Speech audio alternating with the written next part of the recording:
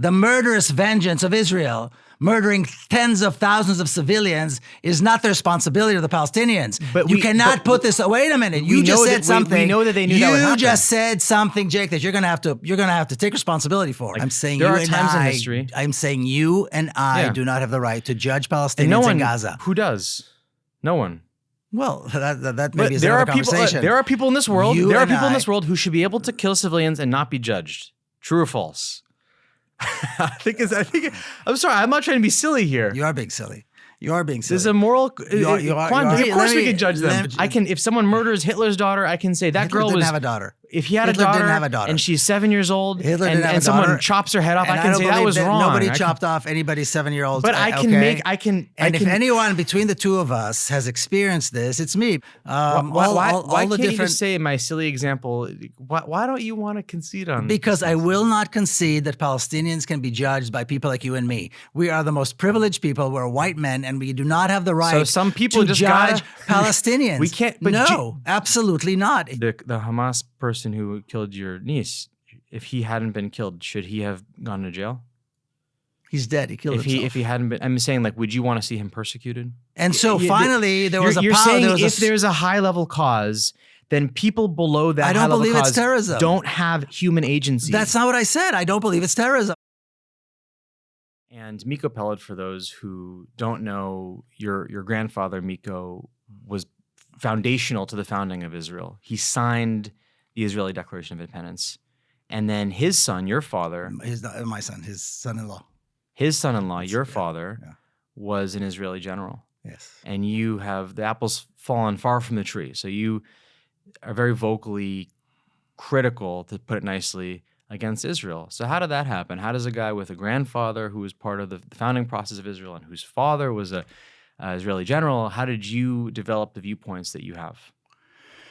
Well, the short answer is that's why there's a book called The General Son. And so the book tells a story. But the shorter answer is that, I mean, it was, there's a progression. Mm-hmm. And so, my grandparents were Zionists. They came to Palestine to colonize. They established a state. My father was a young officer. Both my parents were born in Palestine when it was still called Palestine. And then my father joined the militia, the Zionist militia, then became an officer and remained in the military. And then he retired as a general in 1968, so after the 1967 war. And if anybody knows, his name was Matti Peled, so if anybody knows anything about, how things evolved on the more kind of the lefty side of the Zionist state, he, right at the end, the very last day of the 1967 war, he stood up and said, "We now need to make peace with the Palestinians." And that was shocking to everybody. I mean, first of all, nobody said that word. They were Arabs, and why do we need to do anything with them other than get rid of them? But he dedicated the rest of his life to this notion of a two-state solution, what we know today is a two-state solution. And he said we can give them a small state in the West Bank and Gaza and move on and live in peace and so on. Of course, from that moment on, he was considered an outsider and a traitor. And the rest, the Zionist establishment did everything they could to settle the West Bank, to destroy, to continue the destruction of Palestine and the displacement of Palestinians. And so when you say, I'll just finish, when you say I fell far from the tree, I did fall far from the tree, but there was an intermediate moment there in my life where there was some discussion about Palestinians, about Palestine. So I had a bit of a head start. I just took it, further than that because he was a Zionist and he believed in the Zionist ideology and the idea of a Jewish state, and I reject that. And you advocate for Palestinians a lot because you really care about them getting their rights and what's best for them. Let's talk about that first. But that's not completely accurate. I think that the solution, a peaceful resolution of the question of Palestine, which I believe is inevitably going to be a single democracy with equal rights, will benefit Israelis as well. Israelis will be living much better than they are today in a peaceful, free, democratic state. So this is going to benefit everybody who lives, between the river and the sea, not only Palestinians. And right, ultimately you care about both people. Yeah. You're not saying let's wipe out, No, God forbid. kill Israel, No, and not. just Get rid of it. So, I mentioned I spoke to Alon Pepe and Gideon Levy and other people who have totally opposing views to them. And one thing that I've learned, or that I think is true about this conflict, is that you do have. I know that your view is that Israel is by far the aggressor here, and they are the primary ones responsible for suffering. That being said, I don't know if you'd agree with me that you still have people on the like pro-Palestine side who are anti-Semitic, right? Like that does exist, and there are people who do go too far in calling for Jews to be killed, right? I mean, just like with any movement, even if we think the Palestinian movement is the right movement, there are going to be people in any group who are evil. Is that fair? Well, I think it's irrelevant one way or the other. I mean, whether they exist, Yeah. I never met anyone who speaks that way, and I've met a lot of Palestinians over the years. But I think it's irrelevant. I think basically we're talking about an apartheid regime that has been terrorizing the Palestinian people, a regime that was been put in place by settlers, by colonizers, who then became and then stole the country, renamed it, called it Israel, and has been on an ongoing, engaged in an ongoing project of not only establishing an apartheid state, but getting rid of the Palestinian people in whichever way they can. So there's no symmetry here at all. Whether they're good people and bad people on either side, it's completely irrelevant. That's not the point here. I want to work through your condemnations of Israel and concede to every point I can. I mean, I didn't bring you here to try to upset you or anything. Yeah, But I do think it's important to dive into these things. Sure. Because people see things very differently, and I guess one thing I want to point out is, and we'll get to Israel, but when people are angry at Hamas and they say, look what Hamas has done, and of course you're probably thinking like, hey, the Hamas is only a small part of this picture. You're probably thinking the real thing going on here is Israel is oppressing them, and I don't even want to take a stance on that. I'm not disagreeing or agreeing that Israel is or isn't the oppressor or the aggressor. The point I want to make right now is that we can condemn Israel all day, but that doesn't. We're not contradicting ourselves if we also say, hey, you know what? Yes, the Palestinian people should be free. Yes, they're being oppressed. The blockade's terrible. Everything you said, let's just say I grant everything to be true.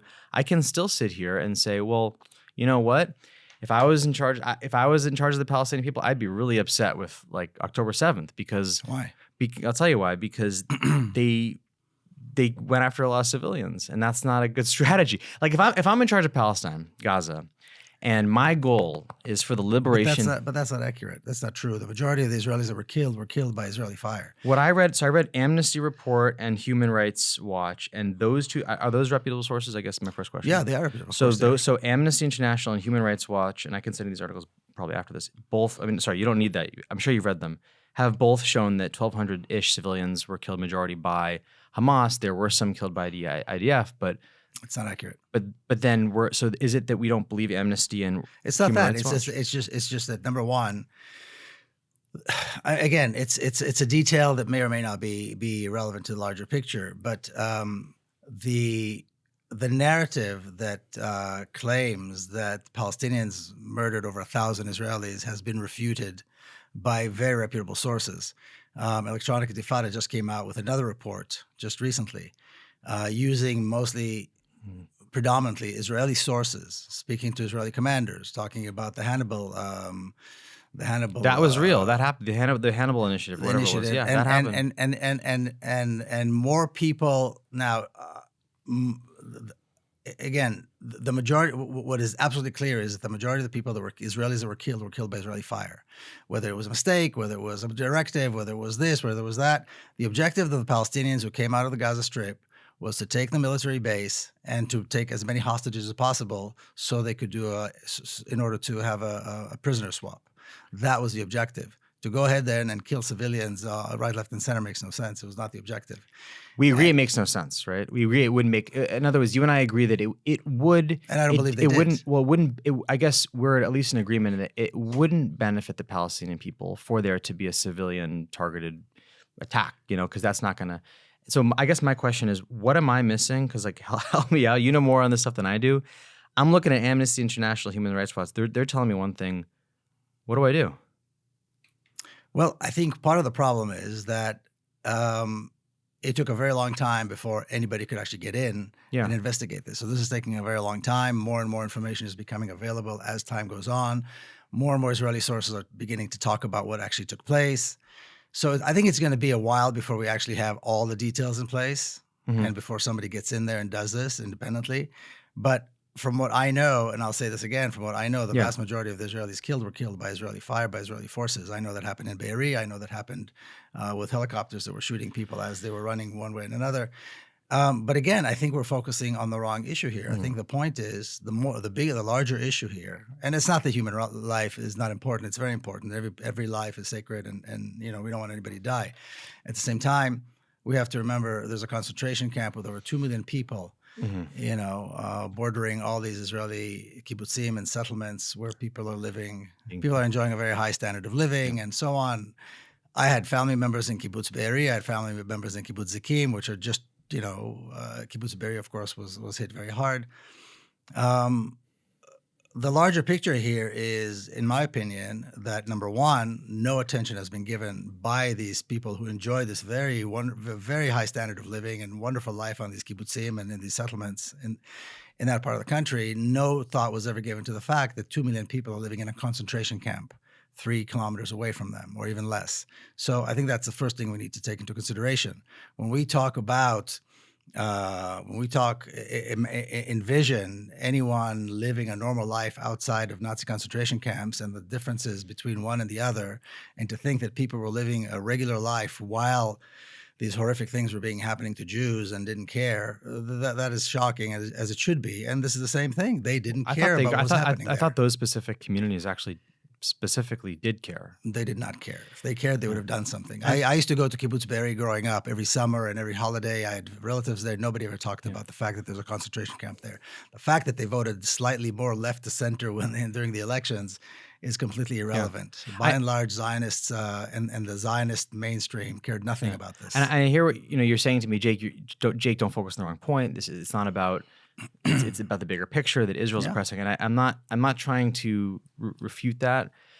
The reason we're here and the reason I think these conversations are so important is because I think that people in general are good. Everyone wants the same things, and when you see half of people on the pro-Israel side and half on the pro-Palestine side, it's not because the values are different. In my view, it's because their understanding of events is different, and so. I do want to keep. So let me ask you this. Yeah. During Jim Crow, would you say that about the whites in the South? No. During apartheid in South Africa, would you say that about the whites in South Africa? No. The Afrikaners? No. During World War II, would you say that about the Germans? No. Okay, so I mean, there's no difference here. Well, I don't know why these people get a pass. Why do Israelis get a pass? Yes, let's work. But I say this to say that I hope you let me entertain another few minutes about Hamas.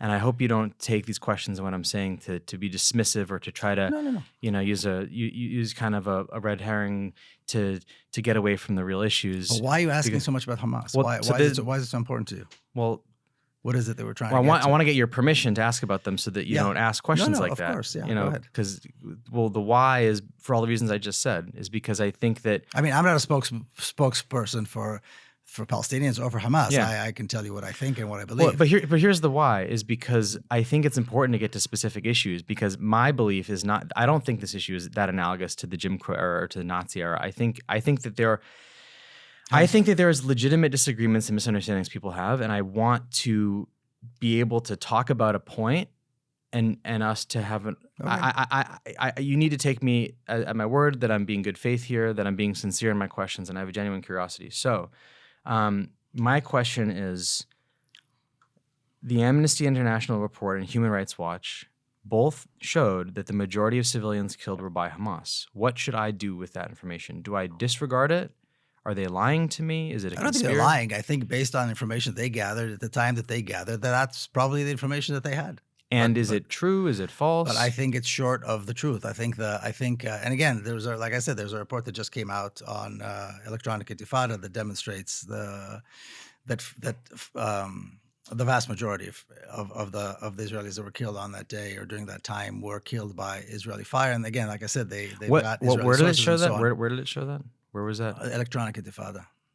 is that, I mean, come on, but that, Electronic Intifada is probably the most reliable news source on Palestine that there is. And I'm not arguing with what Amnesty the said. title is Electronic Intifada. How could Yes. that be? That's not an unbiased source. It is an unbiased source. Do you think so? I know them and I know it, of course. Do you I think the don't so, I know Electronic so. Intifada takes seriously the Israeli viewpoint because their name is Absolutely. Electronic Intifada? Yeah, absolutely.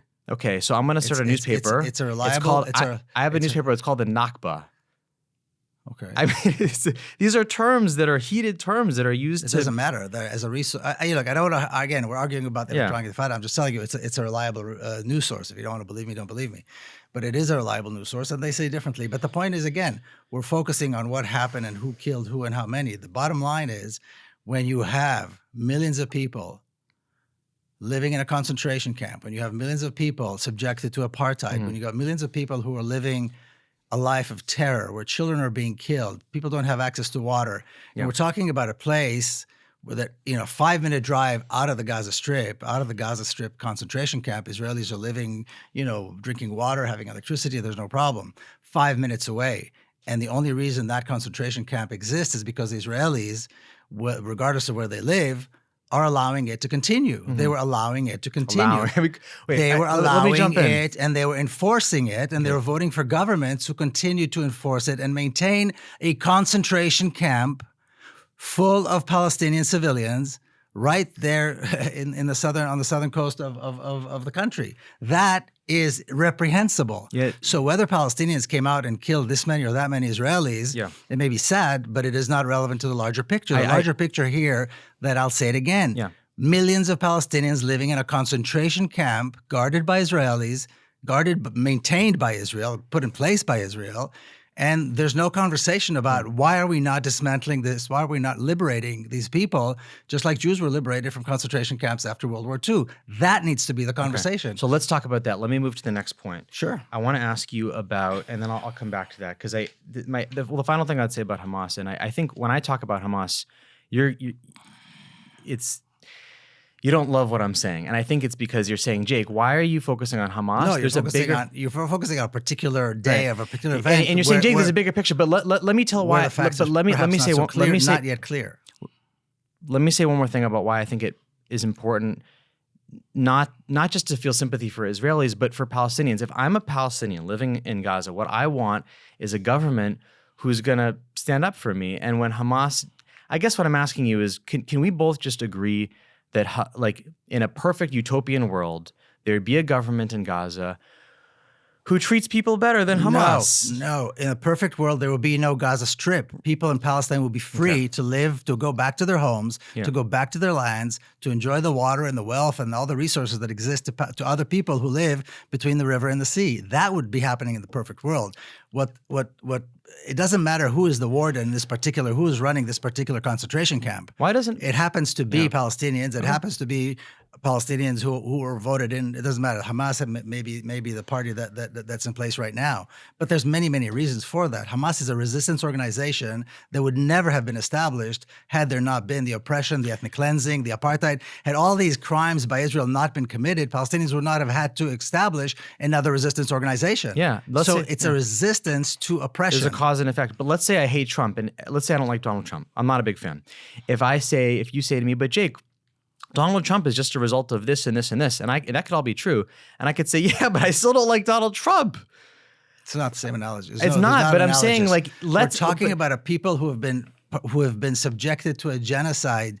You're missing the point here. There's been a genocide. If you look at right now, open up the definition of the crime of genocide, compare that to what has been happening to Palestinians since 1948, you will see it checks almost every box. It is genocide. Apartheid is the same. Ethnic cleansing is the same. These three crimes have been perpetrated against the Palestinians for almost 8 decades. And you're asking me about a particular resistance organization and whether we like them or we don't like them. That's not the point. They're a resistance organization. They do what they believe is the right thing for their people. And had it not been for the oppression, for the concentration camps, and on and on and on imposed by Israel, none of this would have happened. The entire last year could have been spared. Nobody could have been, all the people that died in the last year could have been alive today, and they could have been living well had it not been for the existence of this concentration camp, the existence of the apartheid state, and the continuation of the genocide, which is being paid for and by the United States and armed by the United States. So let's talk about That's the the big. issue. Let's do what you've been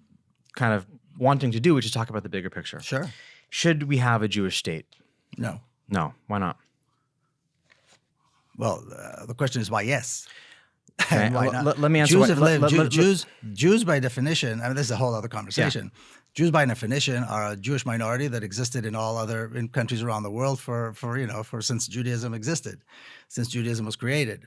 Now, I don't know if you've heard of the Rabbi Sadia Gaon. He was a very famous rabbi from the 12th century.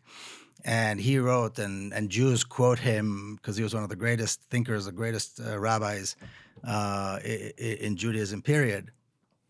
He said, the people of Israel are united by their faith, their Jewish law. That's it. That's why you can have a Polish Jew and a Yemeni Jew. They don't look alike. They don't speak alike. They don't have the same culture. They don't eat the same food, but they follow the same law. Am Yisrael instead of Eretz Israel. Am right? Yisrael. The people of Israel instead Yeah. of the land of Israel. That's I've heard that view a And lot. so, yeah. and this is the view of Judaism. Now, the Zionist idea that Jews are a nation like other nations, that the Bible or the Old Testament. Well, Jews is are an somehow- ethnic group, right? They are an ethnic. No, we're not. You don't you think and so? I are the same ethnic group. If you as, walk as down the Yemenis, street, if Yemenis? you go get a DNA test, it will. For I me, did, and I'm an Ashkenazi Jew, 110%. So how do they tell? I'm not Yemeni. But how do they tell you're an Ashkenazi Jew? It's not through your religion; it's through your ethnicity. It's through the DNA. Whatever. DNA. I'm not going to get into that. But the point is, Wait, you're not. You're the point is, hold on. Ashkenazi Jews is one thing. Yemeni Jews Sure, is another thing. But Iraqi Jew is another Ashkenazi thing. Jew is an ethnicity. There's no way around it. Well, there's some genetic. I suppose there's some genetic stuff. Again, I suppose there's some genetic stuff. Come Yeah. on, Miko. But why But- can't? So let's say it is. So what's that got to do with a Jewish state, and what's that got to do with I don't Israel? know, but What's it's it like, got to do with Jewish state or because we Israel? have to agree on to the individual points to form a. I have to form a thought. Because if we blow off the individual points, we can form whatever conclusion we want. We have to start somewhere. So if we establish that, the DNA test can say I'm an Ashkenazi Jew, let's just have Yes, that. but we can put it over here and then come back to it. Okay, so there's a thing called Ashkenazi Jew, but we look nothing, we speak nothing, we eat nothing, we do nothing like Jews in Yemen or Jews in Morocco or Jews in other places. But there is a DNA component that you have unfortunately had to Perhaps state. Yes. So so there's something. There's something there. Okay, what's that got to do with having a Jewish state? Because I think to make the argument for an ethno-national state, which by the way, like so many countries are ethno-national And states. I don't really know. I know I keep asking this. I don't know why it even matters whether or not Jews need to have a state. Jews have a state right now, or Zionists have a state. Many Jews have always rejected this idea, and they still do. But Zionists have a state right now, and look what it's done. Let's talk about that. But look what it's done, and look what the result of that state has been. And we cannot deny that there is, as a result of the Zionist movement's actions in Palestine, there is now this new thing called Israelis. Mhm. Israelis were like the whites in South Africa. We're not from there. We're settlers. We're colonizers. But now that's the new landscape of Palestine: is that you've got millions of people are now Israelis. They speak a language, they have a culture, and so on. some of them were from there. Some of them were from that very, land, very right? few, very, very few. And so Some of them bought land there. Some of very, them very immigrated few. Very, legally. very I mean, few. there was a whole. very, very I could also. few. You don't Very, want. very You don't want. few. I mean, I know you. I don't want to make this argument because I think it's a semantic argument. But you and I know that. I'm hesitating. The word Palestinian is also. I'm not saying that the Palestine people are a new people, but I think you and I know that the land has morphed, right? They didn't call themselves Palestinian years and years ago when they were in the Ottoman Empire. So people that Of have course they lived. did. What did they call themselves? Of course they did. Palestine was look at maps going back. I don't know as far back as you want. You're going to see the country called Palestine. Of course they call themselves Palestinians. But the point is, again, that's not really. I think what's important is to realize that today the landscape of Palestine is made of a majority of Palestinians who are the natives of the country, and an almost slightly less than half population of Israelis who are by and large settlers. By and large, these are settlers and the children of settlers, descendants of settlers. And the question is now, what is the best way for these people to live moving forward? An apartheid state that gives preferential treatment and privileges only to Israeli Jews has been tried for almost 8 decades, and it's been a complete failure. But is that It's because been it's been catastrophic. But fundamentally, I The guess fact that they're Jewish is irrelevant. good. So my question is, should there or could there be a Jewish state, or is there something inherently wrong with that? I don't know I don't know that I can answer that. In Palestine, no. At the expense of other people, definitely not. But How do you deal with all the other countries that have come in? And I'm not saying I'm not even taking a moral position here. I'm just saying that I don't know why Jews need a state. Jews live very well most of the time in most of the places let me answer that question. So historical persecution, the Holocaust, the need for a safe haven, the global Jewish diaspora. And this is the answer? This racist, violent, militant state is the answer? I don't think that. So here's my. So what is the answer to that? Well, in one sentence, what I want to say is that the Jews, and you know this better than I do, I think, because you know more about history than I do. The Jews have a long history of persecution that has spanned across time and space in Spain and Europe. I'm getting there. So the Jews have been persecuted, and there was the Holocaust. And they said, okay, maybe we're an ethnicity. We're we're a wandering people that are part of not just a religion, but an actual tribe. We can debate that, but there's a tribe. Wouldn't it be nice if we can get a state of our own? And you ask why, and I'm telling you why, and the answer is because persecution. The idea, I don't know if we can argue about how it's worked in reality, but the idea is to give them a safe haven so that they don't have another Holocaust. And we can, again, debate if that's a really realistic thing or not. But does that add up for you as to why? Not at all. The response to the Holocaust, look, the response to the Holocaust is not a militant racist state. The response to the Holocaust is tolerance and education and humanity. And so, and I think there's a good reason why the vast majority of Holocaust survivors never went to Palestine. They went back home, they came to America, they went to places where they thought there would be tolerance and so forth. So I think that, and many of the ones that did go left because they couldn't stand it. So I think that's important. The other part is, the early Zionists envisioned a small colony of European Jews. That didn't work out. And when they eventually got their state after the Holocaust and so on, then they realized they're not going to get the European Jews, not even the Holocaust survivors. They're not going to get the rich Jews coming from America because they were not interested. And so they turned to the Arab Jews and started bringing them. And when they brought, I don't know if you saw Avi Shlaim's book, his memoir about being an Arab Jew, what happened when these people were brought from Arab countries and how they were treated. And how it was blatantly open that because they're Arabs, they don't deserve a good education. They don't deserve opportunities for jobs. They don't deserve. There's racism in Israel. And so racism. The entire Zionist enterprise is a racist enterprise. It's a Eurocentric racist enterprise. And even when they brought Jews, they treated them, in a horrendous way. So the point is that this whole argument that somehow there's a need for a Jewish state and this is basically just maybe an experiment that somehow didn't go well is complete nonsense. It's defined by an ideology that is inherently a racist ideology and a settler colonial ideology, and it was put together at a time when it was okay for white people, Europeans, to take the lands of other people and kick them out or kill them because nobody cared. Yeah. And that's when this whole thing was formulated. And when you look at the state that was established, this is what we're seeing. So there was an event in a small town near Washington, D.C. a few years ago. And an event about Israel-Palestine. They had two people speaking. They had a Palestinian friend of mine speak, and they brought somebody who I believe from J Street or somewhere. And they had a moderator that they brought in. It was very well done.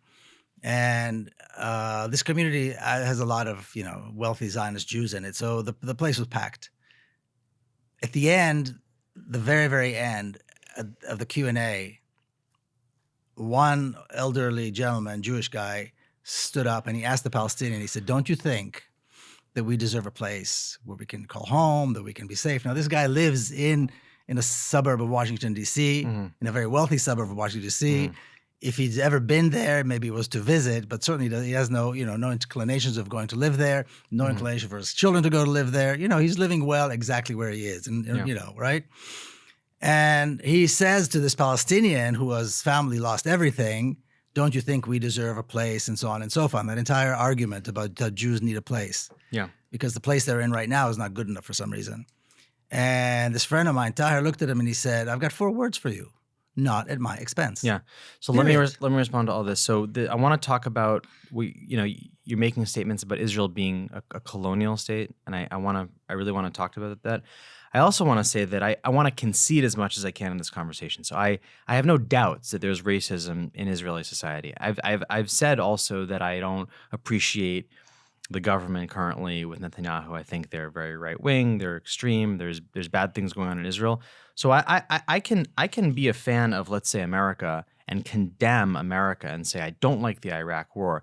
I've pushed you to do as much, and to even though you stand firmly with the Palestinian people, I don't think it would be a contradiction of your values to say, yeah, I don't like what some of the things, Hamas, even if Hamas killed one civilian, you could say, oh, I don't like that one civilian. I don't want to push you to do that. I tried before, but I do think concessions. I don't want to see any civilians die ever. So, but why? Like, I But we can can't concede res- when but- Israel, if but we my can't, team does something wrong, But whether listen, it's America, no, whether it's it's not the Palestine. same thing, How about this? If Jay. let's say I'm pro-Palestine you now. can't. So, You cannot create symmetry not between the talking about symmetry. oppressor and the oppressed. but wait, hold on. The but reason no one is Israelis beyond are killed- condemnation. No one is beyond condemnation. Everyone has the agency to commit evil and should be condemned. That's not the point here. The point is you have to get to the source of the problem. The source of the problem is the existence of the state of Israel, the oppression of the Palestinian people. But nothing That's why they permits- come out and they kill.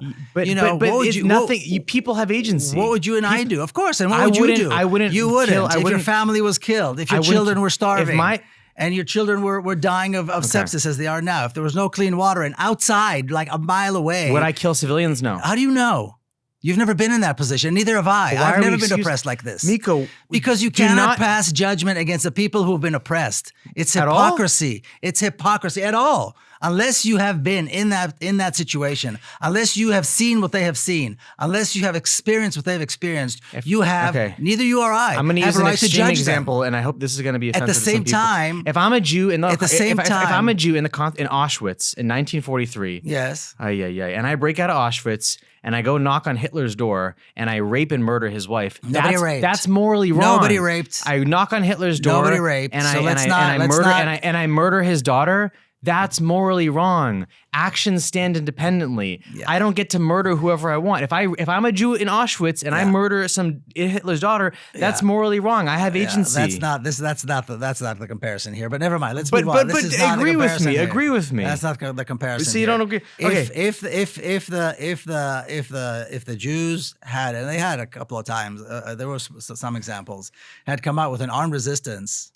Look, let me put it this way, okay? Yeah. The partisans that fought the Nazis and fought fascism in Europe. Why the can't you just say my silly example? Why don't you want to concede on? Because I will not concede that Palestinians can be judged by people like you and me. We are the most privileged people. We're white men, and we do not have the right So some people to just judge gotta- Palestinians. We can't- but no, absolutely not. Plus, it's our taxpayer money that's going to kill these people. It's the weapons made in this country that is murdering these people. And we do not have a right to stand here and say, well, you shouldn't kill. It's not nice for you to kill. No, you and I have not experienced this. And you cannot take somebody who comes from the most extreme horrors that you could even possibly imagine and judge them and say, well, that wasn't very nice. They really shouldn't do Miko, that. what you're saying, what I'm saying is we need to fight for every life. Don't let me put And words the in your way mouth. So let me make sure this is fight right. for every Right. life. Hold on. The way you fight for every life is by ending the source of the suffering, the source of the source is violence. always the most important, And that is the apartheid state that was established by the Zionists in Palestine in 1948. That's it. Let me try to rephrase. It's actually very simple. And I want to make sure I'm going to say something very simple to make sure that I've captured your point. And don't let me put words in your mouth. So tell me if this is wrong. I won't. I think what you're saying is there are circumstances when people should not be able to be judged for murdering civilians. Like I'm saying there you are and times in I- history. I'm saying you and I do not have the right to judge Palestinians And no one in Gaza. Who does? No one. Well, that But maybe is there another are people. conversation. There are people in this world. You There are and people in I- this world who should be able to kill civilians and not be judged. True or false? I think. I'm sorry. I'm not trying to be silly here. You are being silly. You are being silly. There's a moral You are quandary. being, no, because you can't. There are situations where I'm talking about you and I. We cannot judge. First of all, I don't believe We can't judge them. They can murder some. Of Let course, me- we can judge them. let me- I can judge you someone have no who right to judge murders them. Hitler's daughter. You have no. If someone murders Hitler's daughter, I can say that Hitler girl didn't was. have a daughter. if he had Hitler a daughter, didn't have a daughter. and she's 7 years old, Hitler didn't have a and someone daughter, chops her head off, and I can don't say that believe was wrong. Nobody I chopped off anybody's 7-year-old. But I can okay? And if anyone between the two of us has experienced this, it's me, because I had to carry the coffin of my 13-year-old niece to her grave, killed by Hamas suicide bombers. So I know what it's about. And there are two issues here that cannot be separated. You've got the personal issue, you've got the pain and the suffering of people who lost loved ones, and you've got a larger issue here, and you have to identify what is the larger issue. What is the cause of this? The death of my niece was caused by Israel. Even though it was Palestinians who actually, caused the actual death, it was caused by Israel. There's absolutely no question about that.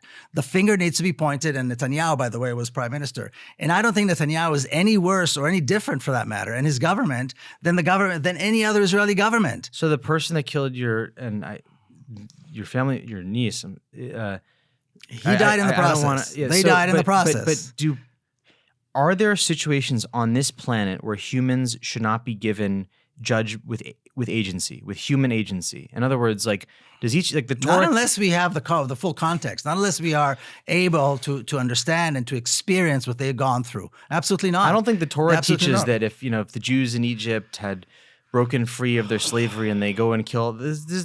I don't know what that means. I don't even know what that means. But let me tell you another story. There's no moral principle that says that anyone should be able to be excused for. There's no. If someone is coming to kill your family, do you have a right to kill them? Do you have a right to kill their family? I'm asking you. If somebody comes to kill your family, do you have a right to kill them? Not their family. No. If someone's coming to kill you, do you have the right to kill them? Do you yes. or not? Okay. Yes. Well, that's now, if someone's blockading you and oppressing you, do you have the right to break in and kill civilians? And again, no.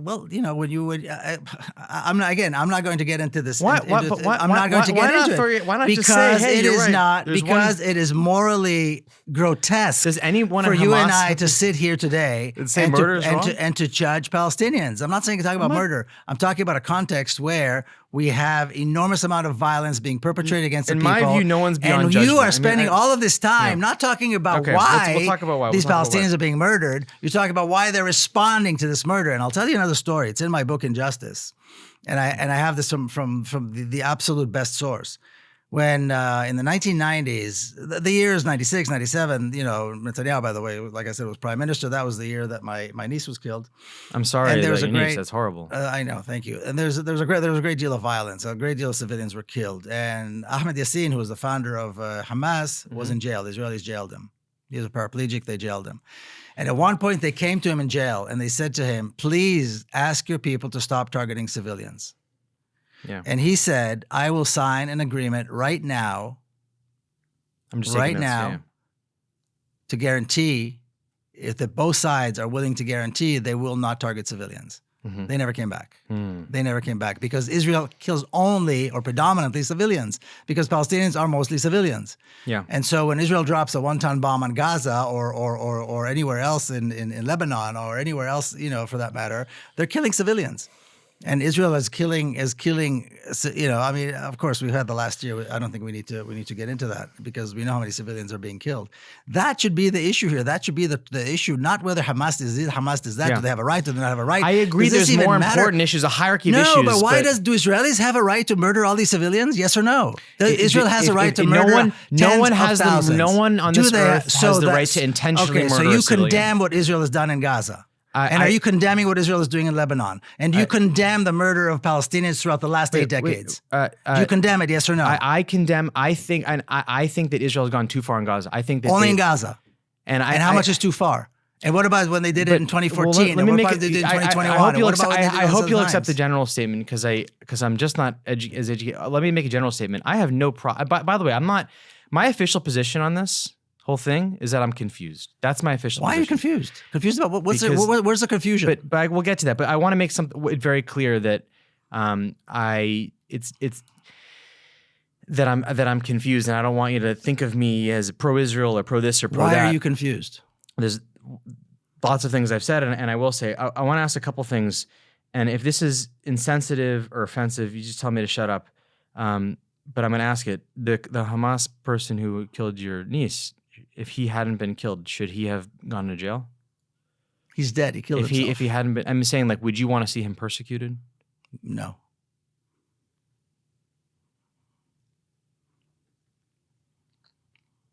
We have to separate, and I've been asked this by Israeli media too. Don't worry, you're not the first one. You're not the first one to bring this up. We have to realize there are two issues here. There's a personal issue, which is, and it's so horrific and painful that your words will never do it justice. But there's a larger issue here. The fact that 3 young men got up one day, decided to take their own lives and take the lives of other civilians who happen to be walking down the street is a result of what the Zionists and the state of Israel has done to these people and their families going back almost 8 decades. If we want to prosecute somebody, we need to prosecute the people who put them in that position. You and I agree. That is the issue. Let me tell you something that you and I agree on. You and I agree that there's a hierarchy of causality in the world, right? So if there is a people that is oppressed and those people do a bad thing and we want to solve the bigger problem here, hierarchically and causally, we should go to the cause of the problem. And so you and I are in total agreement that just logically speaking, it's so we agree that the state of Israel has no legitimacy. Wait, hold on. It's a criminal state that has no legitimacy. But hold on. So logically speaking, the cause of the problem is always the most important part of the problem. That being said, downstream from the cause, if someone does something wrong, I still attribute agency to that human being because they have consciousness. True. And so I might say, you know what, they were abused as a kid, and so now they're a drug addict, and maybe they're a drug addict because they're abused as a kid. So let me not judge them too harshly. I can understand how someone's past experiences can form how they are. I'm not going to judge Palestinians. I said this to you already. I give people agency. If someone's abused, if I'm raped, if my father raped me as a kid and I go out and rape someone, I'm not allowed to rape someone. I get your point. Thank you. Just get my point. But I get your point. But I get your point. But here's the thing: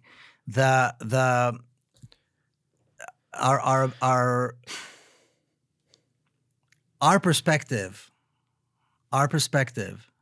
has got to be, I believe, you know, and my conscience leads me to believe this, that when we see this horrific war that has been perpetrated against the Palestinian people for almost 8 decades by a state that calls itself a Jewish state, which I think is an absolute travesty, but never mind that, then we need to do absolutely everything we can to condemn it and end it. And hold people individually responsible if they murder someone. The guy who killed your niece should have gone to jail. I will not condemn Palestinians for their resistance, period. Will you condemn a different oppressed people? I will not condemn Palestinians. If Native Americans, if someone, a Native American, murdered an American, that's not the important right now. What I condemn or not condemn in terms of the people who are oppressed, we're focusing on the wrong side. We need to make sure that the world knows, that this country knows, that you have to stop sending weapons to Israel.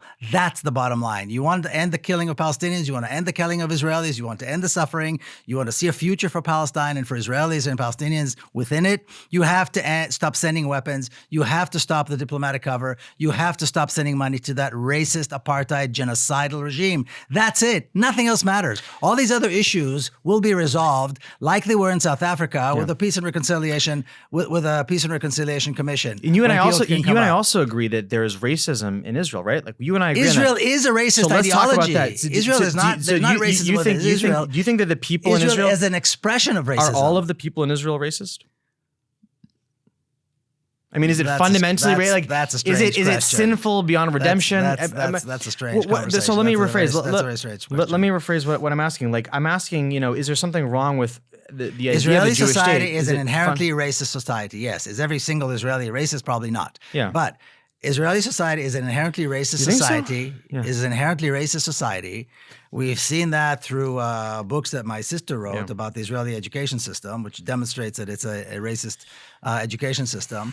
And it has allowed for 8 decades, and they've kept, we say Israel is a democracy, right? So fine. So the initial governments of the state of Israel were governments that committed, this horrendous, heinous crime against humanity, which is the ethnic cleansing and the stealing of Palestine and so many massacres. And God even I don't know that anybody even knows how many Palestinians were massacred and killed during that year of 1947 to beginning of 1949.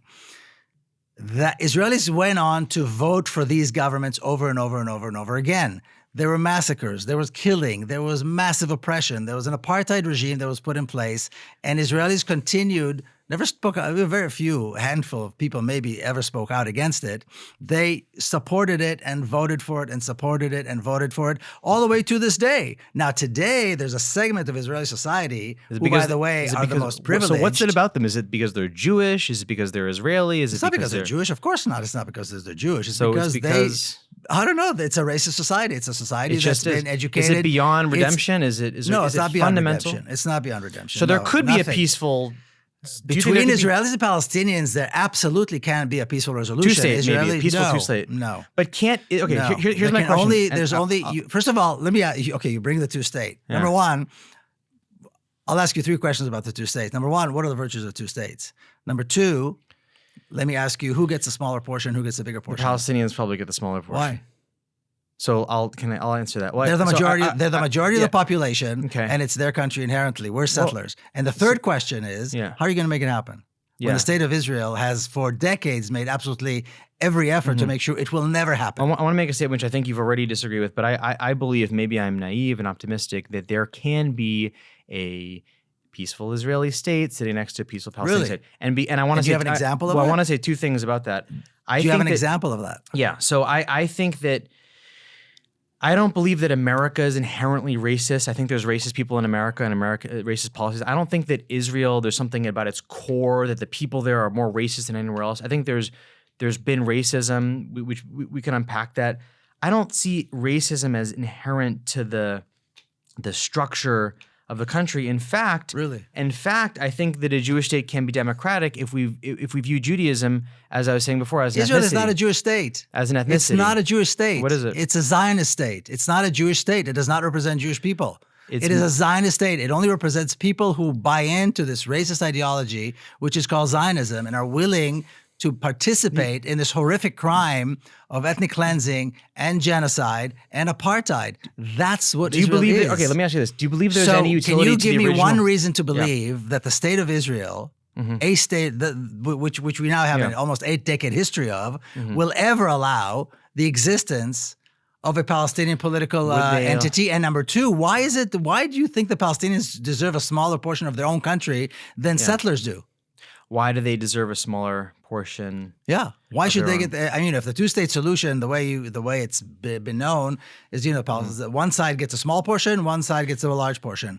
Why do the majority of the population, who are actually the natives of the country, get the smaller portion? Yeah, I can answer. And the I can answer larger that. and the settlers who came from outside stole the country, committed horrific crimes, get the larger portion. So can I ask you a question? So I know you use the term Zionism. As opposed to the ability to have a free democracy with equal rights where everybody can enjoy the so country. you're using the term Zionism pejoratively, and my question to you is, is it possible that anyone in the past thought of the word Zionism, like let's say it's 45, and I'm a Jew, and I'm saying, gosh, golly gee, like it would be really nice for us to have our own land because people keep trying to kill us in Spain and in Europe and all these places, and I wish the Jewish people could have a homeland. Let's call it Zionism. I mean, the idea of the Jews having a homeland is that I understand what they've done to the Palestinians is you know, you want to talk reality? My real question is, do you have a problem with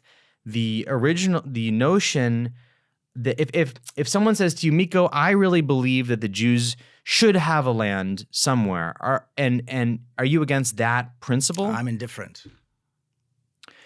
But that's Zionism. That was the original meaning of Zionism. No. You don't think so? That's very simple. So no. when Herzl wrote down this stuff, you think he's written there like, oh, I want to kill the Arabs, and no, he's thinking I want a homeland for the Jews. He's not plotting a way to kill the Arabs. Okay. Since between Herzl and today, there's an actual history. Yeah. There's an actual record of what happened.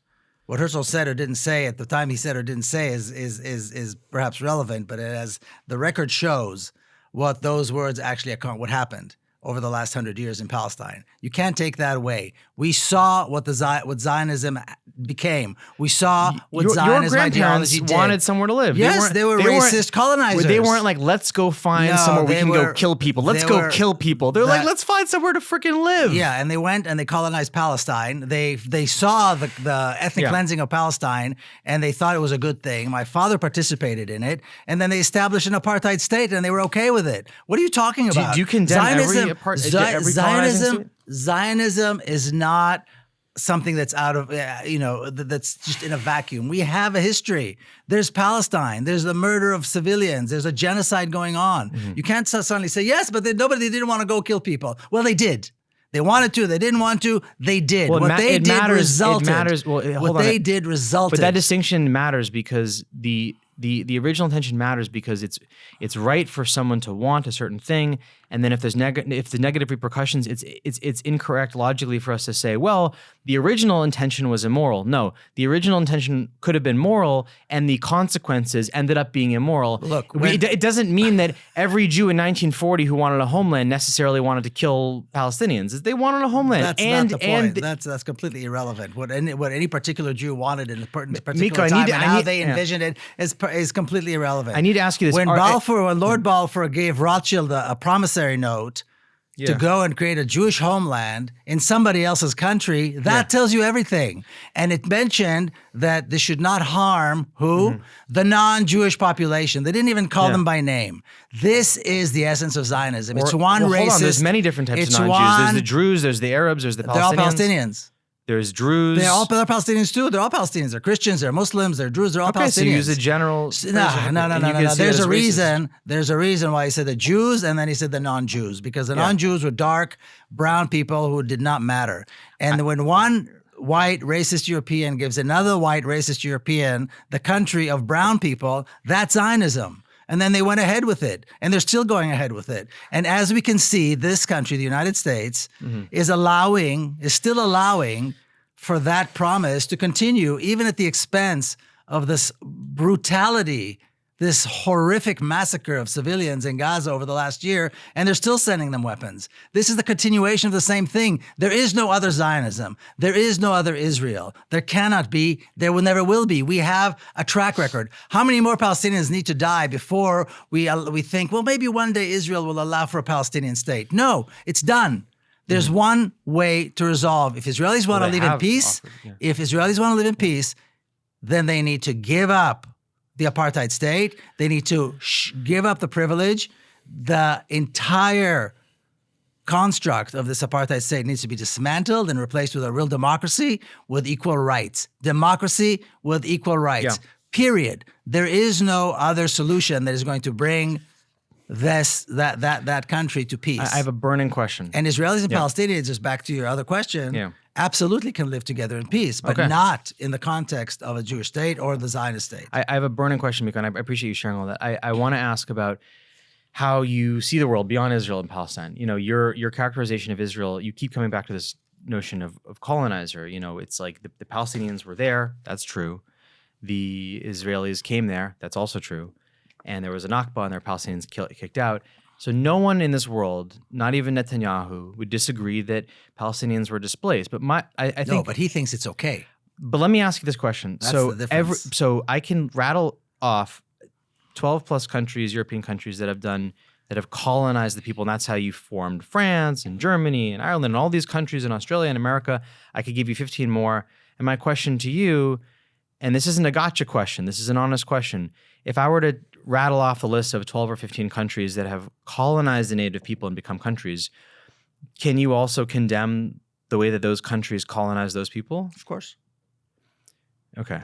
So that kind of answers something big for us. It's not that that helps. What you think? I think that I'm against it because of their I don't know what. That says a lot about the way you think of the world. It's not that there's something just about Israel that you hate so much. You're against colonization in general. So if you had, I hate racism. I hate violence. I hate the expressions of racism, violence. I want to see Israelis and Palestinians finally live in peace. I want a reality where the lives and the security of all people who live. And a reality where France never became France and Germany never became Germany. I'm not worried about France right now. My issue is Palestine. I know, but okay. And that is what needs to happen. That country, if we want to see Israelis and Palestinians live in peace, we need to allow for that to happen. And the way to allow for that to happen is dismantle the apartheid state and allow for a real democracy with equal rights to be established. That's it. It's actually very simple. There's nothing confusing about it all. In South Africa, everybody knew you had to dismantle, get rid of the apartheid state, and allow for a democracy to emerge. One person, one vote. That's it. It's very simple. and on and on and on. That's the issue we're talking about. Isn't it also important? I mean, I don't know. I'll drop this point. I really I'll don't drop know this. what it is that why we're arguing about this. I mean, do you disagree that people should live with equal rights? No, I don't. Do you not think it's a good idea for people to live in peace together? I think people should have and enjoy their together. country. Yes. Do you think it's okay that 2 million people are living in a concentration camp? No, So that's it. So if you don't, we're done. That's the end of the argument here. There's really no argument between us. I think that so my understanding of what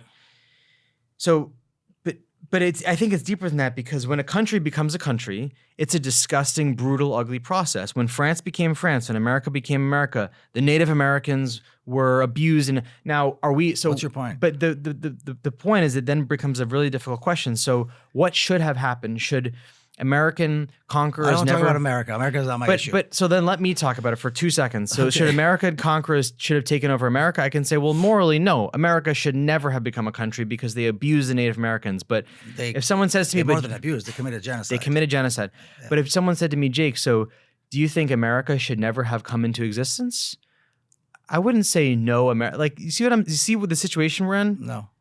If someone says to you, fine, let me ask you then, do you think they should keep killing, do you think slavery was wrong? I think slavery was wrong. I think slavery was wrong, but there's moral questions that come to a point when we think about, like, do you think that none of these European countries should ever have come into existence? I don't care. That's not an issue right now. Right now, the issue is there is a genocide going on. It needs to be stopped. That's all I care about. Right now, there's a genocide going on today as we sit and speak here. Yeah. Children are dying because they don't have access to liquids. They're dying from dehydration.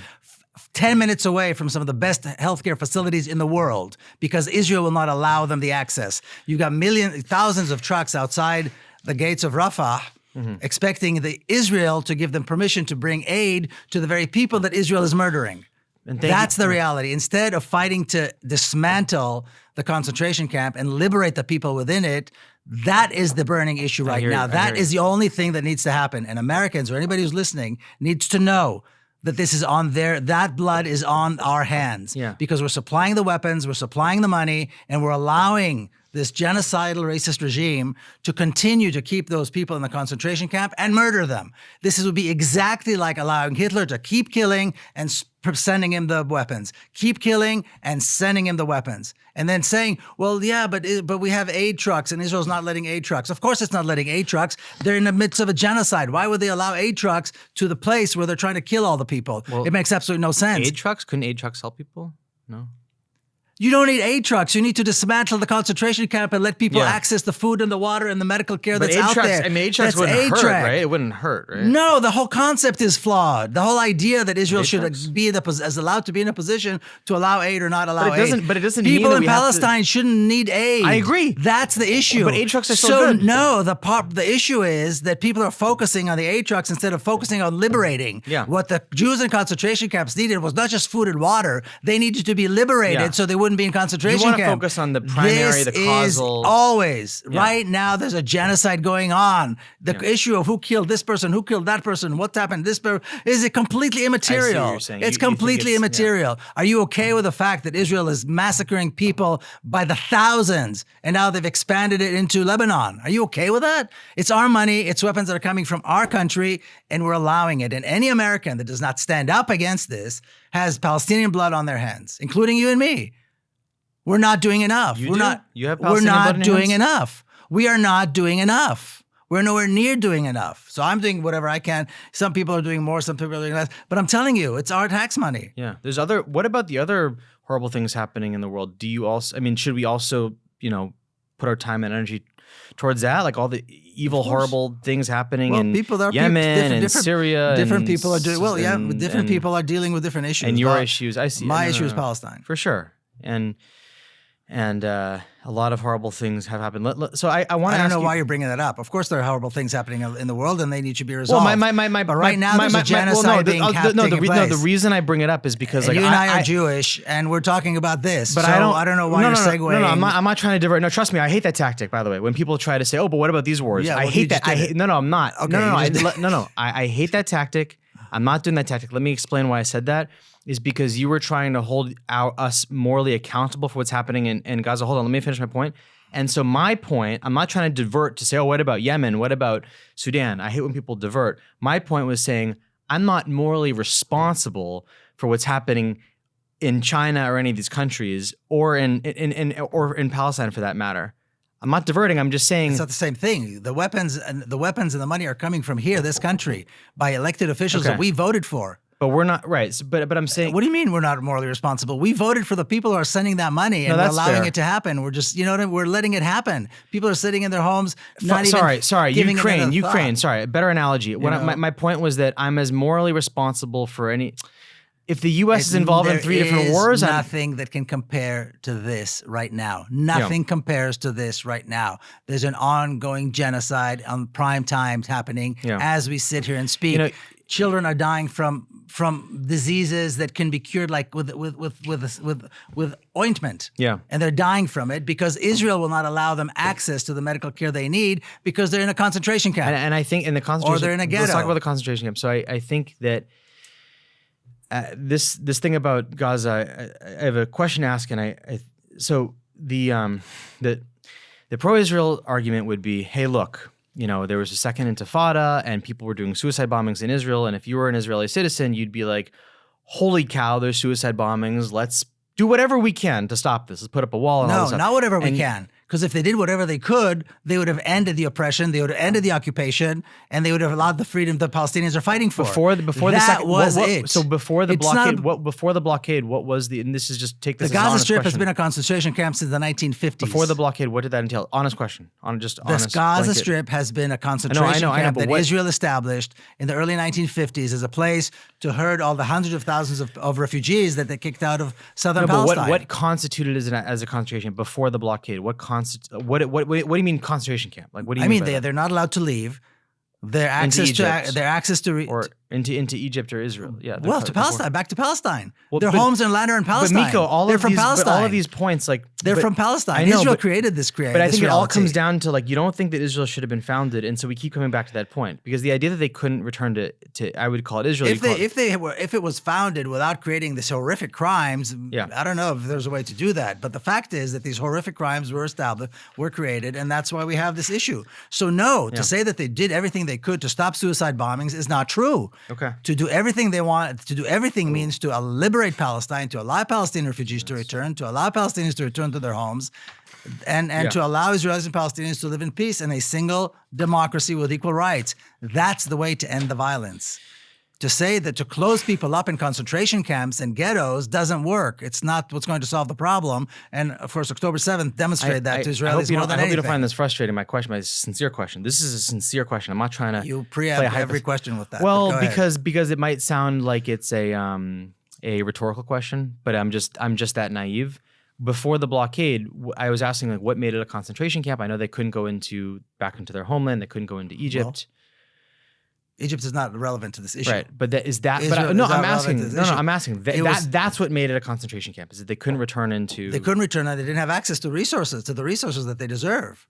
Yeah, these are refugees that were left with nothing. I thought they were not allowed to go back and bring their food, to bring water, to bring their stuff. What do you mean? They created the Gaza Strip as a concentration camp for Palestinian refugees. Yeah. That's what it was created for. That's it. And Israel established it, and it's keeping it to this day the same way. Yeah. So rather than trying to figure out, they need the UN to bring them aid, and no, that's not what they need. They need liberation. The concentration camp needs to be dismantled. People should be allowed to go back to their homes, to their land, to access the resources, to access the medical care, the water, the food. That people in Palestine would die of hunger, would be starvation, lack of water, lack of hygiene, a lack of antibiotics. When 5-minute, 10-minute drive out of the Gaza Strip east in any direction, you have hospitals and food and everything you possibly need. Yeah. That's what a concentration camp is. Never mind the fact that they're being bombed and they have nowhere to go. Also, I just want to take a pause for a second. I appreciate you doing this so far with me. I don't know. What? I mean, I don't know what you think of me so far, but you hear me talking. This is pretty much what I was expecting. Okay, good, because it's not necessarily a compliment. It's too often. No. It's good because you did this. I've done interviews with people who are, I don't want to say like you. Confused. That's how. Label me as confused. I don't believe you're confused. I don't believe you're My confused. wife is Syrian Christian. For I what don't it's worth. believe you're confused. I'm told me married that. into a family with that has nothing to do Palestinians. with anything. I don't believe you're confused. You're a smart guy. You see exactly what I see. When I'll tell you something. When What are you I talk to confused Anna, when I talk to Anna Wolf, I argue with her, and I feel it's whoever I. Well, of course, she's a nut. Yeah. Well, I'm not going to say the word, but she's, you know. So Miko, let me ask you this, and we got 15. We can take a break if you want. No, I mean, we can take a little. We got it. We're got a hard stop in 14 and a half minutes. So My daughter's having fun. That's for sure. Look at yeah. her. So Miko, I've been wanting to ask you this question. Miko, what do you think that Iran really means when they say death to America or death to the Jews or death to Israel? What do you think they mean? I don't know that Iran officially says this. Well, they have. I mean, I've seen it. I can say in the videos. I can show you. People in Iran say that. What I No, understand. I've heard. My understanding of Iranian policy is ending the apartheid state, dismantling the Zionist state, and allowing for the freedom of Palestinians, which is exactly what I say. So that's your answer. You think they mean that?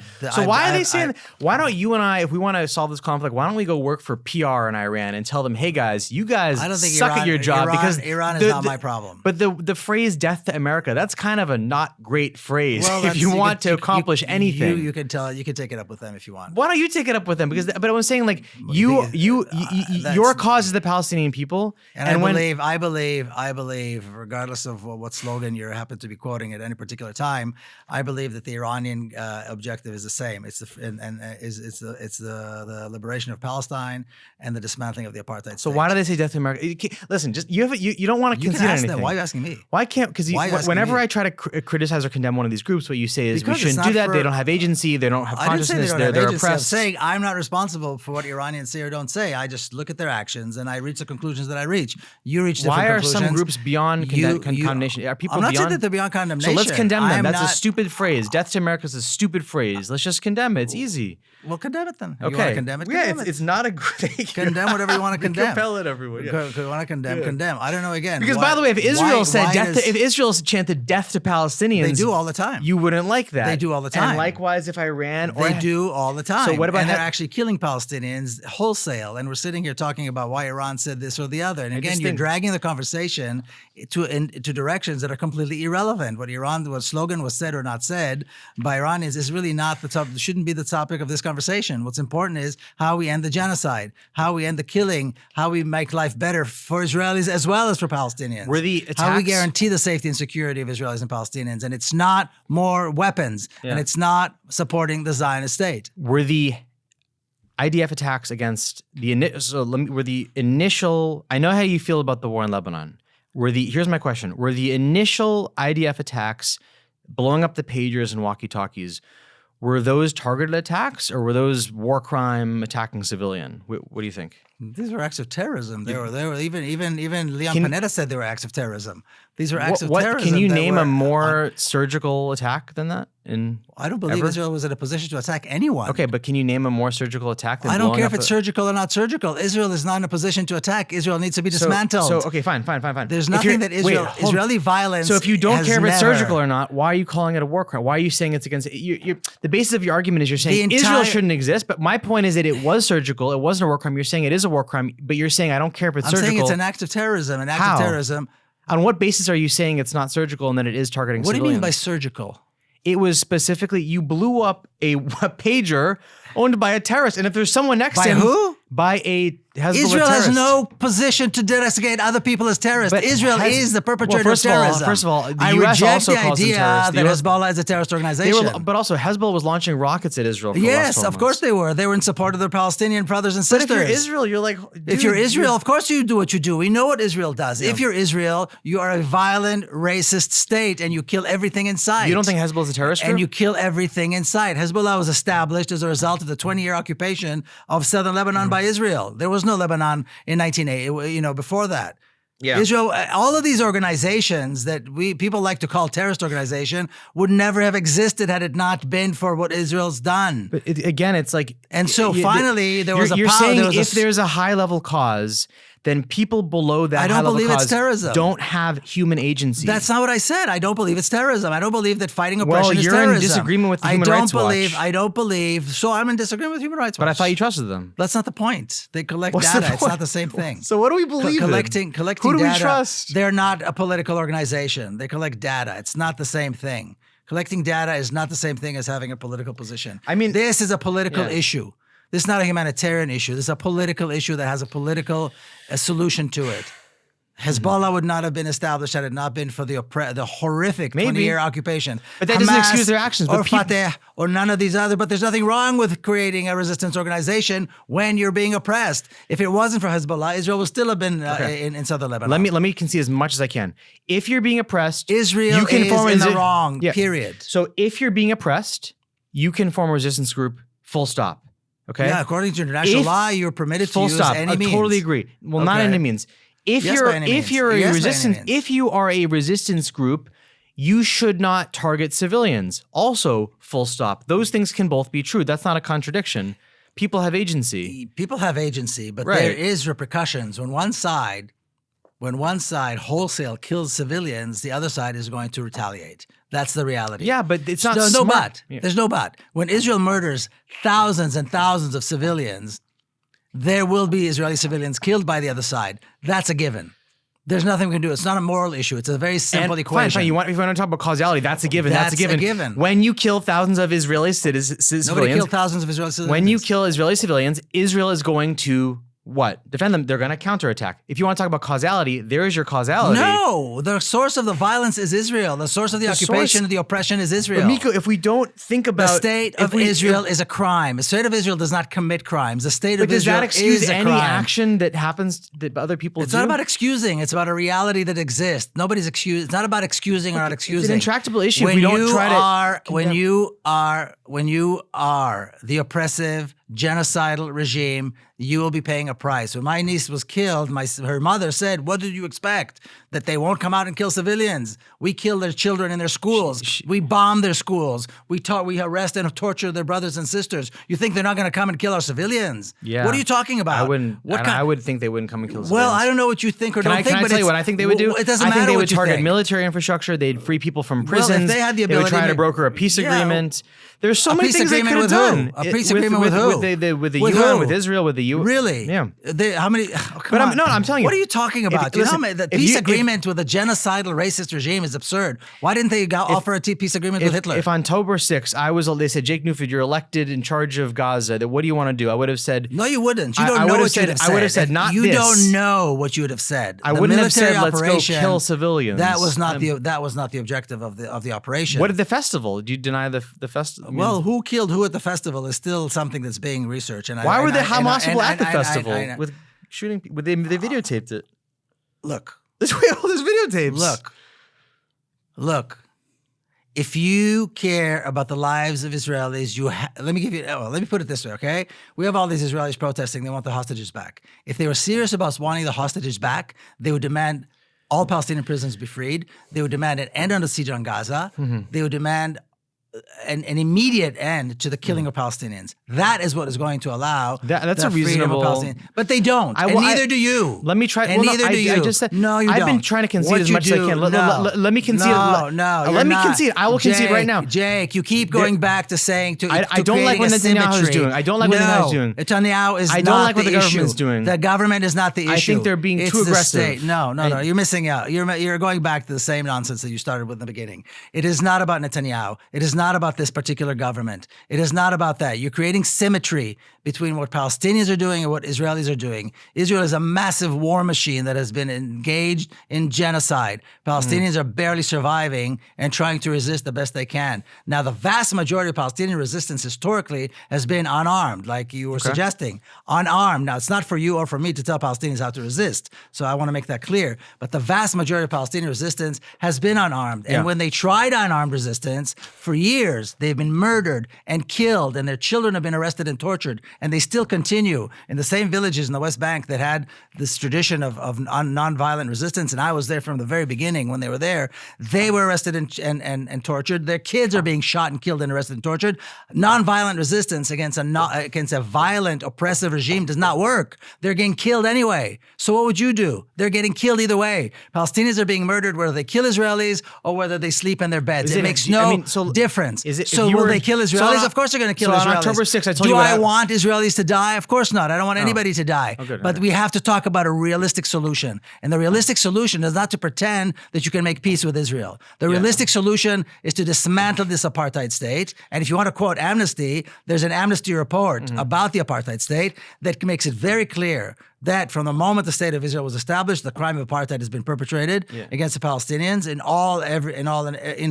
every direction. So- And if you want to end the suffering and the killing, you have to support the idea of a free democratic Palestine with equal rights. That's it. So let's not pretend that you can make peace good, with it. But I want good leadership on both sides. I want there to be The democracy. Palestinian leaders are either dead or in jail. Do you want to know how many Palestinian I'm leaders saying- I can tell you? Israel's been assassinating and killing Palestinian leaders But what they going did back on for October decades. 7th wasn't really good leadership. No, yes, it because was. It was You think brilliant. so? They killing occupied, they liberated, civilians? they liberated almost half of Palestine, the southern half of Palestine. They managed to completely The paralyze result the is that apartheid Palestine's state. destroyed because Gaza's destroyed. The vengeance with Israel. You think Israel was not going to commit an attack and murder civilians anyway? The calculation the Palestinians have to make is not whether or not civilians are going to be killed, because that's granted. But don't that's you, wait, hold on. granted. Israel has been, hold on. Yeah. Israel has been committing massacres in Gaza since the Gaza Strip was established, since the early 1950s. This is nothing new. The numbers have increased. The weapons are more modern, more effective. But the idea of murdering civilians in Gaza has been part of Israeli strategy from the very beginning, from the 1950s. So Palestinians know it's a given. Civilians are going to die. Of course, what are they but going to not do with this? 45. In My- October my- the 7th, yeah. Palestinian fighters came out of one of the poorest, most oppressed regions in the world, a place where this is a luxury. This water bottle is a luxury. Yeah. Okay, and it has been for a very long time. They came out and they managed to shut down the apartheid state, to paralyze it completely. It's something that nobody was ever able to do. That is an accomplishment. You agree, you don't agree, you like, you don't like. That is an accomplishment. The military was nowhere to be found. The intelligence services were nowhere to be found. Israelis are terrified throughout the entire country. Nobody knew what the hell was going on for weeks. That is an accomplishment. You may not like it, you may not agree with it, but to come from where they came and to have that kind of a military operation, 45,000 Israeli generals were commending them. Now, So it's a victory for them to get half of Gaza destroyed? That's a victory no, for them? you're not going to blame that on them. What? No. Wait, you're saying The what they did was the right thing, but the consequence wasn't. No, So the vengeance, the murderous vengeance of Israel, murdering tens of thousands of civilians, is not the responsibility of the Palestinians. But you we- cannot but put this. Wait a minute. we You just know said that- something. we know that they knew that would You happen. just said something, Jake, that you're going to have to take responsibility for. Okay. The murder of tens of thousands, of what some estimates are approaching 200,000 civilians in the Gaza Strip, is not the responsibility of the Palestinians. It's the responsibility of the state of Israel. So the last hour here, you're trying to defend. And you're trying to explain to me that it has legitimacy because I have Jewish Ashkenazi DNA. No, that's that's not why. It nonsense. has nothing to do with your That's DNA. nonsense. There is no legitimacy to this. No, I'm and the just- murder of tens of thousands and the Yeah. injury of God knows how many more and the suffering of children in ways that are unimaginable, and all of this happening minutes away from Israelis who live like this, minutes away from Israelis who live like this. That is not the fault of the Palestinians who came out to try to liberate their country and free their people. It's the responsibility of a vengeful gangster that was humiliated. That's what we saw. This was the response of a gangster that was humiliated and found the weakest victim they could find and murdered them by the tens of thousands, by the hundreds of thousands actually, and we're not stopping it. Yeah. Instead of saying how we stop it right now, we're talking about nonsense. In the past hour, at least half the stuff we talked about was absolute nonsense. Justin, are we getting kicked out or do we have 3 more minutes? Okay. You know, that is complete nonsense. The only relevant thing, especially for guys that look like you and me, is how we stop it now. Not whether or not Jews had a right. Zionist means this, Zionist means that. Yeah. Zionism brought genocide to Palestine and it must be dismantled. That's the only question that's important here. That's the only issue that needs to be discussed here. Nothing else. Anything else is completely irrelevant. But aren't the details, I mean, I think it's important to discuss No, the details. these are the only details about right now. As the genocide is being And perpetrated, I want to be that clear. I think you You and I know, are it's like aligned saying, more well, than- National Socialism, is National Socialism really such a bad idea? I mean, if they didn't put the Jews in ovens and burn them, then maybe it wasn't such a bad idea. I mean, maybe the initial idea of National Socialism, is not such a bad thing. I mean, they invented the Volkswagen. That's what you're talking about. That is what you are saying. That is what your conversation has been about. My read of Zionism was not what That's not the point. What your read of Zionism is irrelevant. Okay. What's important is the results of Zionism and what the Zionists have done for about 100 years. That's what's important. And where we are today is a result of that, and that needs to be dismantled and stopped. By the way, I'm not disagreeing that what happened in Gaza is terrible. My point is... No, you're blaming the Palestinians. You're saying the Palestinians who came on October 7th are responsible for that. That is absolutely grotesque. You know what I'd be saying right now? You know what I'd be saying right now if I was in Gaza? It's grotesque. Let me say one thing. You don't know what you'd be saying if you were in Gaza. Okay. You would not be. You would not. You do not know because you've never been in that position. Here's what I think. Here's what I'm saying now, sitting here. I see all the destruction in Gaza, and I say, "Oh, wow, I wish Israel didn't do that." And then I say, "Well, oh gosh, I also wish that Hamas didn't do what they did because Israel responded the way they did." We knew that was going to happen. It was going to happen whether Hamas did what they did or not. You think that Israel would have randomly gone into Gaza and killed 45,000 people? They've been doing it for 45,000, not 45,000 people. They've been doing it for decades. And 2 years ago, let me tell you something. For years, I've been saying that this is coming. Okay. Now, the fact that they waited, that they did it when they did it is immaterial. The murder and the genocide would have been taking place anyway. Yeah. The attacks on Palestinian people is nothing new. It didn't start on October the 7th or October the 8th. There's a history, particularly in Gaza, of massacres that began in the 1950s. Gaza is an eyesore. And you can't. And Israel is in a conundrum. You can't dismantle it and allow people back because we don't want the Arabs, the Palestinians back. You can't kill all of you. What are you going to do with them? You can't do nothing because people are saying, "Why do you have 2 million people in a concentration camp when you cramp to be a democracy?" So somebody came out with the idea: let's murder them and say it's their fault. And that's exactly what you're repeating now. We're to murder them causality. and say that it's their fault because they're terrorists. No, that's not the causality. It's the other way around. There's no causality here. The murder of Palestinians causality flows. There's causality. Don't get philosophical with me. I'm thirsty, so I drink, and then I have to pee, and then I'm thirsty again, so I drink. Don't get cute with me. But I'm okay? saying we can't look at it. Get cute Miko, with if we look at a chain of 35 events, we only look at one. The murder of Palestinians had nothing to do. Years ago, I've been saying this for years. Israel is going to go to Gaza and commit a massive for no massacre. Reason? Just out of. Do you think? Okay, let me ask a question. October 8th, they wouldn't have done what they done had there not been. Let's say I'm not even blaming Hamas. I'm saying they would have done it one way or the other. As a supporter of Palestine, look, I wish Hamas hadn't done what they did because then Israel. That's nonsense. That's nonsense. That's absolute nonsense. Again, you're blaming the victim for the consequences. You're blaming the wrong side. You're blaming the victim. That's what you're doing again, and you've been doing this for the last hour. You keep going back to blame the victim for what is happening to the victim. No, it's the murder of Palestinians in Gaza began in the 1950s. I've been saying this, I don't know how many times already. The weapons have improved and the numbers have grown. But this has been a trend. This has been part of Israeli strategy from the very beginning to try to reduce and mow the lawn. So this time they did it. And for years I've been saying this. We haven't seen anything yet. A friend of mine that was just murdered in Gaza, targeted, a journalist by the name of Wafa al-Odaini. She was just about a week ago. She was killed with her 2 children and her husband. Their house was targeted. And so after she died, I was looking through WhatsApp, some of the conversations that we've had. And about, I don't know what it was, a year and a half or so ago, she wished me happy birthday. I wrote her back. She said, "So what do you think is going to happen now?" I said, "There's a catastrophe upon us.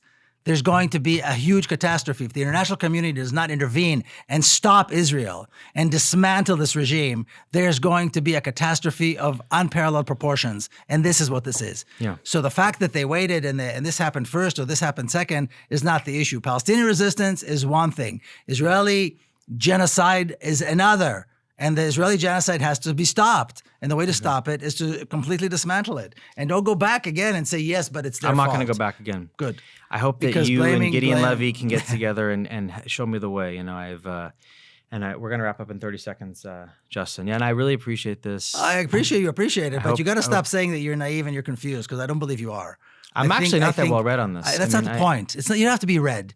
Well, you're intelligent enough to see. My whole life, you probably know what my upbringing was, right? I was given a narrative that I've now, since marrying into a Palestinian American family, I'm trying to work through and readjust. And this is my process of working through. Well, that's good. And I appreciate you inviting me and doing this. But you're not, I don't believe that you're confused because there's nothing here to be confused about. You're a smart guy. There's nothing here to be confused about. This is very simple. It's not easy, but it's very simple. There's an injustice of the worst kind. There's a murder of civilians, there's a horrific genocide, and we know who's starting it and who's committing it. So stop legitimizing the state of Israel and stop legitimizing Zionism. Stop looking for excuses to legitimize it, because that is wrong. That makes you even more complicit. Okay. Well, Miko, thank you. You're welcome. Let's shake hands. Of course. Let's shake hands. Thank you, Miko. All right. Okay, folks. But I guess my point about Mossab is I would imagine that if there's anyone you're going to trust who has a more pro-Israel view, it's someone who has real experiences like him. No. Somebody who's a collaborator and worked with the other side and worked with against his people as a collaborator and a traitor, you can't trust at all.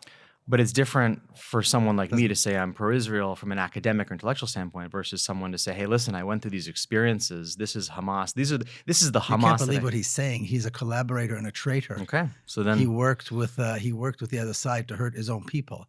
Yeah. He lies as you know, by definition, he's a liar. Yeah. You know, so you can't believe anything he says because he will say anything to appease his bosses. Yeah. The people he works for, which are the worst kind of people on the Israeli side. And he was willing to do that. And he, you know, I mean, I think that you got to draw the line somewhere. Mm-hmm. I mean, I draw the line, of course, much farther than you would, but somebody who actively worked for the other side against his own people like that, I don't think he deserves he certainly doesn't deserve a platform. I know the Zionists love him and they bring him to campuses and stuff like that. Who do you trust that's pro-Israel? Who do you take seriously? That's pro-Israel? Yeah. Nobody. Are they all?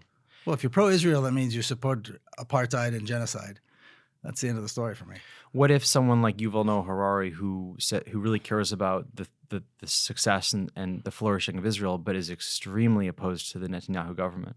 The Netanyahu government is irrelevant. The apartheid state was established, in 1948, and Netanyahu is no different than Ben Gurion or any other prime minister that was in between. When you listen to the statements that were made by Ben Gurion way back when, or even after he retired, I mean, there was an interview that just popped up recently. He was already retired. It was 71, 72 or something, just before he died. It's the same thing. They all say the exact same thing. They wrap it up with different, they package it differently. But at the end of the day, they're all saying the same thing, and they're all working for the exact same objective: to establish and strengthen an apartheid state, and to continue with the ethnic cleansing and genocide of the Palestinian people. This is what Zionism is.